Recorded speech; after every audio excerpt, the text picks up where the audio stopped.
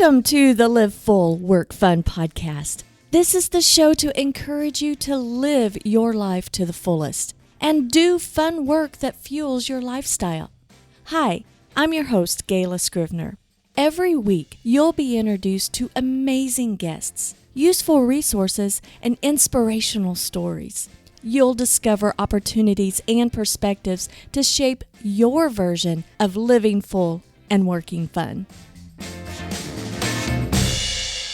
Hello there, and welcome to the show, where we explore topics that help you create a lifestyle to live full and work fun.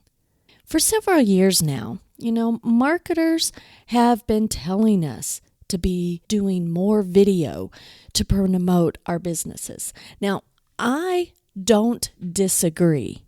That's what we're going to talk about in today's show, short form videos. I tried to get on the video bandwagon. It just didn't take off. Well, I don't consider it a failure. More of not really my thing and not a priority. Stopping and taking video does not come naturally to me at all. And thinking about it became not fun. But I've had a change of heart. Yes. I've had a renewed interest of doing more videos, and I wanted to share some things through video, fun things happening in my personal life. And I started talking to my team about my renewed interest and having a bit of fun with it, of more selfie pics and more videos, because quite honestly, we encourage our clients to do that. My team encourages me to do that, and I just don't. I just feel weird about it, but I have this renewed interest, and they are super excited for me to start sharing in this way. And Brandy, who's our lead designer on the Scrivener Solutions team, started to coach me on getting over myself and just have fun capturing and sharing moments. And I thought it was a perfect opportunity to share my and Brandy's conversation, because I'm sure I'm not alone in not hopping on the video bandwagon and feeling super awkward just stopping what we're doing and videoing ourselves. So sharing life's moments should be fun and not a burden. Brandy has built a huge TikTok following, and I'm so happy that she shares her expertise and can coach us on how to make fun and engaging videos. In this episode, we'll be discussing how to overcome awkwardness of filming yourself, what equipment to use, and tips for recording. We'll also talk about why short-form videos don't have to be just about work and algorithms, but can also be a fun way to share our personal experiences. So let's get into my conversation of my coaching session with Brandy. Well, hey, Brandy, you are like a TikTok influencer now. That word sounds so weird, but I know, but how many followers do you have? I just hit 45,000. That's amazing, because not a week ago, it was 43,000. Uh-huh. That is amazing. Amazing. It's growing really fast, probably the last 3 months. It's been really fun. You do a lot of short form videos. You're going to be coaching me. I wanted you to coach me and teach me how to get on more of a rhythm and to get over myself on doing videos. Let's talk a little bit about the how-tos, but before we do that, how did you get into TikTok and why? I started my account about 2 years ago, and I think everyone just kind of scrolls and watches, and I was more of a consumer, and I was adjusting to my kids transitioning from my house to spending some time with their dad, and I didn't know what to do with my free time, and just kind of caught myself scrolling. And being the graphic designer that I am, and working and doing some like Instagram reels and other type of videos for clients, I've always enjoyed it. So I enjoyed consuming it. And then I was like, I'm going to try and make a few of these. And at first, my account was private and I was just kind of doing it for myself. And I saw other people monetizing it and growing these audiences. And it's kind of like, I could do that. I enjoy this. So I made it public and started kind of working on it, and it's taken off. So it's taken you about 2 years to get you to where you're at in your following. Yeah. How long have you been on a public profile so that you can grow your following? Probably a year and a half now. I think the first 6 months it was probably just private. I think a lot of it comes from I'm a people pleaser. I don't want to post something and be judged. And I think it took a long time to kind of, like you always say, like I had to get over myself. I had to be okay with posting something that's not perfect or showing my silly side to everyone, not just my close friends, And that was hard. And I still, have to get over myself all the time with that. But it's been really freeing to be able to do that and post that and be like loved and accepted by so many people for sharing those. I am not on TikTok, nor do I aspire to be on TikTok. Some of those short form videos you do put on other platforms too. So it's in your rhythm just to do videos. So is that always on the top of your mind that you have your phone and then you're like, oh, I'm going to videotape myself? Yeah. So look And at I think me with it's the language, videotape. videotape with a video recorder, With the camcorder. camcorder. Yeah, and I think a lot of that started with just having little kids. Like I follow my kids around with a camera nonstop and I take every video and picture I can. And I think over time it's transitioned into, okay, capture this moment. How can I turn this into a video? Or how can I just put some sort of caption or music with it to share with people? Well, then what did it take? Like, how much time investment or skill investment did it take for you to build such a large following? At first, videos took me a while. I would record and re-record over and over because I wanted it to be perfect. What's funny is when I was trying to make it perfect, my account wasn't growing. And I don't know, I mean, I've done a lot of counseling and growing throughout the last few years, and I kind of hit a point where it's like, I'm going to record this. I'm going to show up as me, completely authentic. I'll record it once, maybe twice to just get it how I want it. But if it's not perfect, like I'm just going to go with it. And I feel like the more authentic I became in my videos and just posting me, the faster my account started to grow, which was great because then you feel like you're being like accepted and wanted to follow because of who you are and not this the idea of perfection that you want people to see. So I feel like the more authentic I've been, the faster it's grown. You turned it from private to public. You grew your account. What opportunities has this opened up for you? So many. I mean, I feel like people want to hit that elusive with TikTok, at least that 1,000 mark is when you can go live on TikTok. And you hit 10,000 and TikTok will start paying you for views. And then really, once you hit that and continue to grow, now I can reach out to companies that I want to partner with and be strategic with that and promote their stuff and get paid. And I've even gotten merchandise and just being able to make that like those strategic moves for what is authentic to me and what I want to share with my followers. I can pretty much send an email out to anyone at this point and say, this is my account. This is what I've built. I want to work with you. And usually I can have a contract by the end of the week. So that's been really cool. That is awesome. I'm so proud of you, Brandy. This is so cool.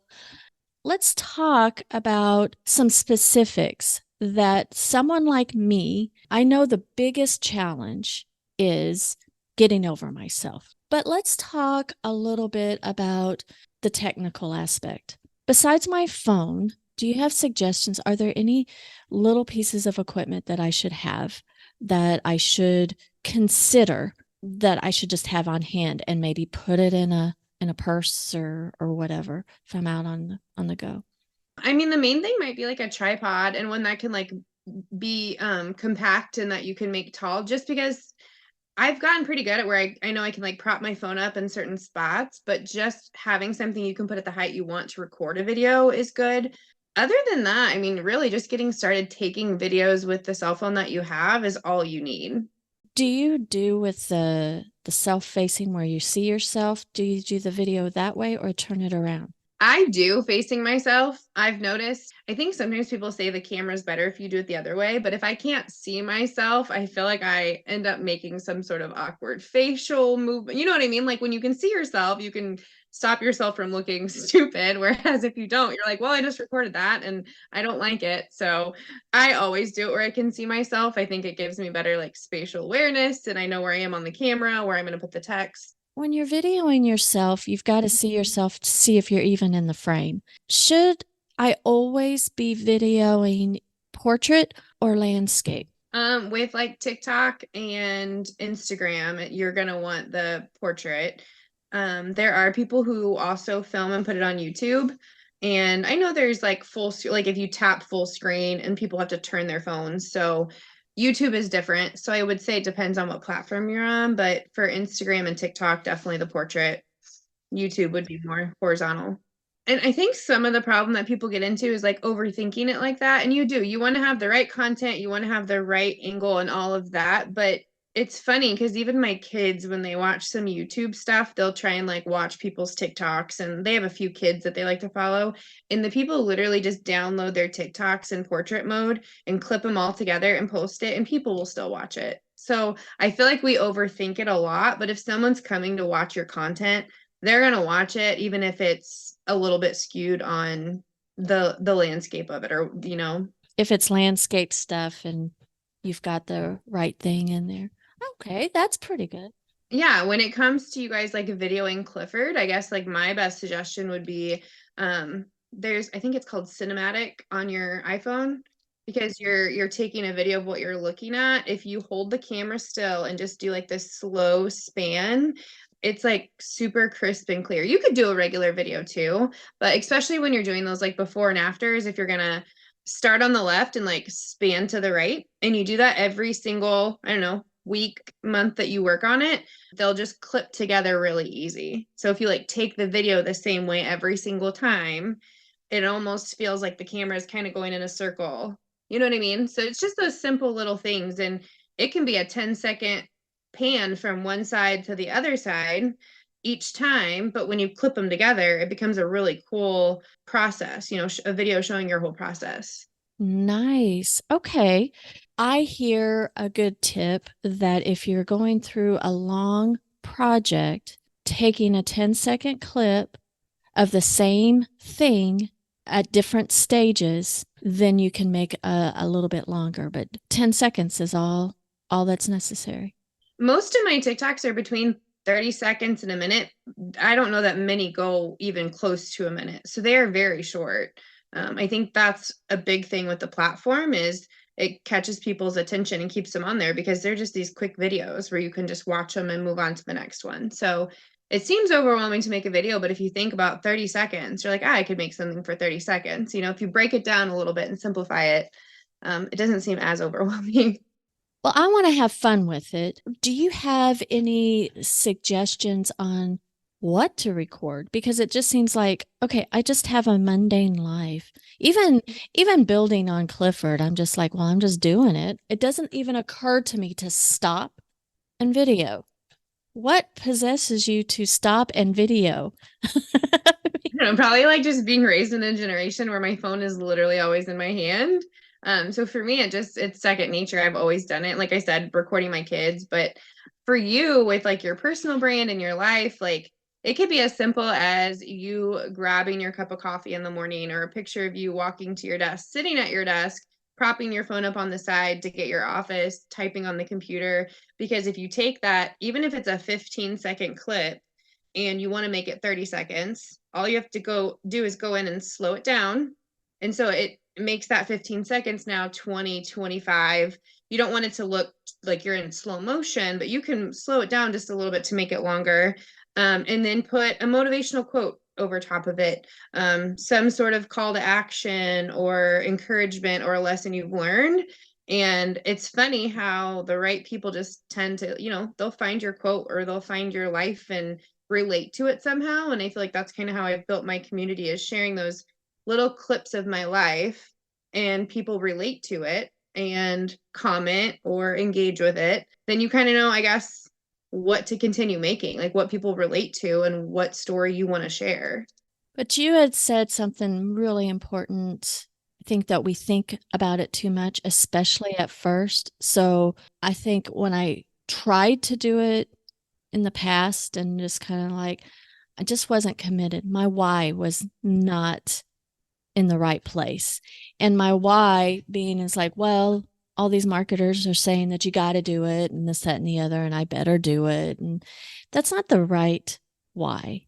I think it needs to be fun for us. And so not overthinking it, I think is going to be the biggest thing. Do you have advice for me that I'm just perfectly fine recording like Robert's antics. And like anytime we have like mechanical issues with any of our vehicles and he's under the vehicle on the side of the road doing stuff, I was like, what seems to be the problem, mister? I love those videos. Those are fun for me, but I'm like his paparazzi. I guess I need to ask him once in a while to video me because it Yeah. seems awkward. Sometimes it's just like, how do I get myself on video? Well, and I think it's important too. If you find those moments of Robert's antics funny and relatable, like sharing those is important because that's part of like authentically you and your story and our business. Robert makes us all laugh. I feel like we all enjoy those. But yeah, having him record you, or there's times where I set something up and I just ask one of my friends, I'm like, hey, will you record, just pan from here to here and do this real fast?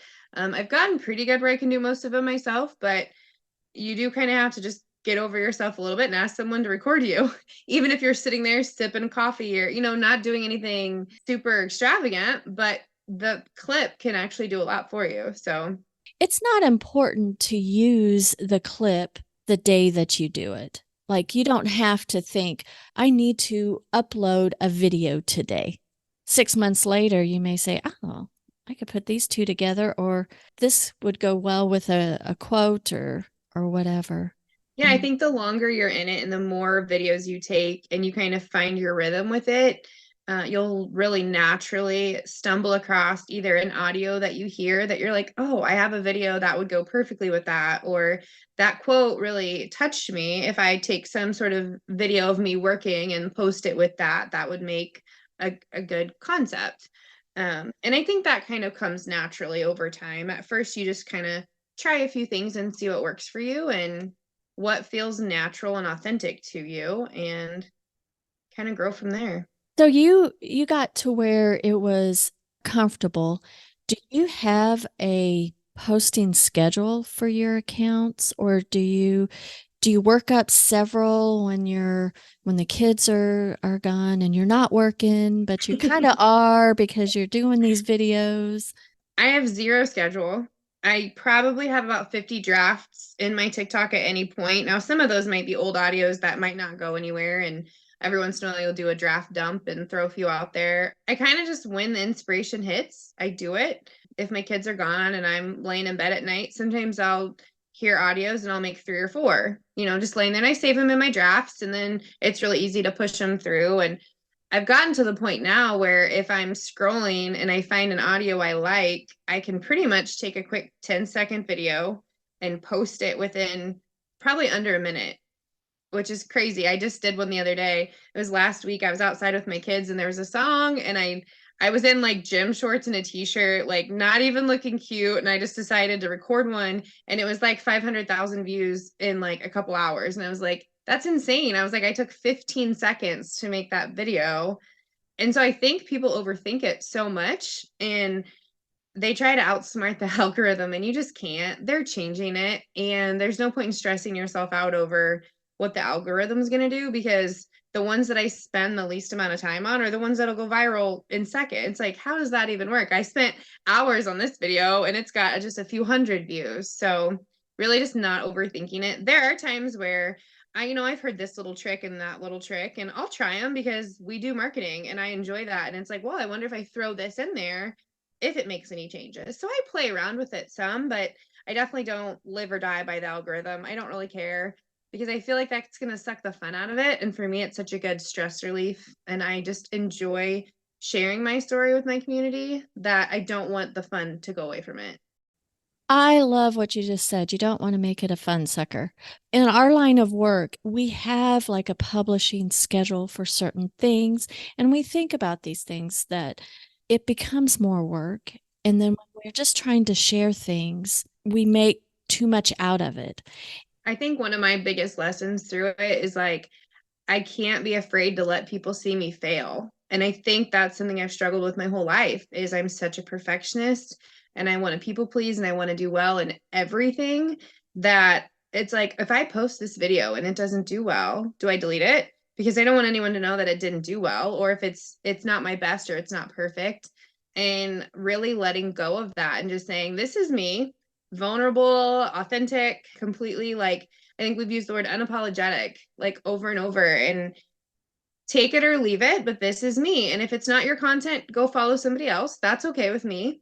But if it is, like, join in on this community and let's like do life together because I want to be surrounded by people who love me for me and my failures and my growths and my successes. And if they don't, then that's fine. I'm okay with that. And it took me a long time to get to that point. But yeah, letting people see my failures, like the good and the bad. I share happy TikToks, but I share some sad ones too. And it's that life is hard sometimes and I am a 99.9% happy person, but there are tough days and I think sharing some of that people relate to it more because it's like, okay, you're not trying to be perfect and you're sharing that sometimes you struggle too. We're human. And I think once we can pull back a little bit on that is where you find that connection and that engagement and that community within the platform.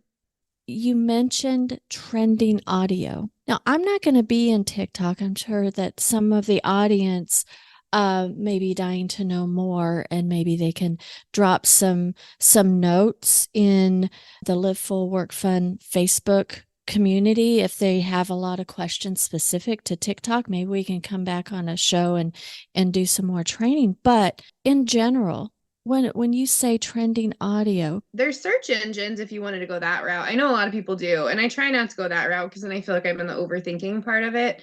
But I catch myself either in Reels or TikTok. I scroll for a little bit and you'll see the people are using, you'll hear the same audio 3 or 4 times within the span that you're in there. And you're like, okay, this is trending. On Instagram, on Reels, there's like a little arrow in the bottom corner by the audio that they tell you, okay, this one's trending up right now. And so you can use it while it's popular because TikTok was really formed for audio that you put your own video and creativity over. And I think Instagram has kind of adapted that as well. They're just usually about 2 weeks behind on a lot of the trends, it seems. But yeah, so getting those trending audios, and they tend to push the audio more so than what your video is about. It's pushed based off the audio. What's popular? If there's only 500 people that have used an audio, it might just sit. But if it's trending and it goes to a few million overnight, they're going to keep pushing that audio. And anyone who uses it, they're going to push your video. Whether you have 2 followers or 2 million, if you use a trending audio at the right time, it's going to go crazy. so when I do a video, I should always have an audio up over top of it. You can. Some people, their voice and their message is kind of their audio. I think it could take a little bit longer to grow an audience that way because it's not going to push unless you just get super lucky. But you could definitely do a mixture of both. I know there's times where I've just talked and it's my voice, it's my original audio, or if you create your own and then that's popular and used, that's good too. But I think a good mixture. I know that if I post like a workout video, usually I post those for myself. I use a song that I like. I don't care if it's trending, and they don't usually do as well. But I'm like, I don't care because I enjoy working out and I enjoy sharing my workouts. And I know there's so many women that follow me that are like, I don't know what to do in the gym. And I pulled up your video and I just did what you did. So even though they don't necessarily trend well, it's something I enjoy doing. So I'm gonna keep doing that. So I'm going to be in the mind space that I don't care if it trends well. I Yeah, just need to do it. Or which is not a great need, place to I don't start. even I don't even need to do it, but I want to make this fun, right? Yeah. Because I want to share in that medium. Any other advice? Do you have specific advice for angles or lighting or anything like that? Lighting's a huge thing. I think you'll find your angles. Like I said, if you're watching the camera, you'll see if you go down too far and you've got seven chins, to stand up straight. But always good lighting. I have a ring light on right now down because I'm in my basement and it's really dark. I don't have a lot of natural light down here, so I try and use my ring light for that. If I'm upstairs or somewhere else, like always facing towards the window, you want the light to be in your face. If you're facing away, it's going to be very dark and they can't see you. And that's always, I mean, that's true for even like a Zoom call. Anytime you're recording yourself or on video, if you can have natural light, it's better. I mean, any of us that take a picture in natural light, it looks so much better than when you're taking it in like a dark room. So lighting is big. Do you ever feel weird out in public doing videos? I used to. I really did. I felt awkward and I tried like hide my phone and like nonchalantly walk by. And I think I've just gotten to the point where it's like, listen, this is me. Accept it or judge me. Like, I don't care. It's taken a really long time and a lot of work to get there. Now I'm like, I'll do a dance on a video in the middle of the gym with my friends. Like, I don't care. It's fun. And I think being so confident and how much joy I find in it and just being okay with that. It's taken a while, but we're living unapologetically, right? Yep. Yep. I love that. I love that. I love what you do. Well, thanks, Brandy. And how can folks follow you on TikTok and Instagram? My username is Brandy Nicole on all the platforms. So if you find one, there's a link in my bio that you can get to all my links. Excellent. Well, thanks for joining me Thank you. today. Well, thanks for being here with me today. I am super proud of Brandy and how she's been able to monetize something that she truly enjoys and has fun at doing. Now, at the time of our recording, which was just not that long ago, she went from her 45,000 to like close to 50,000. Maybe she's over 50,000 at the time of releasing this episode. But I'm super proud of Brandy. I often say, don't let the start stop you. And that's exactly what I've been doing.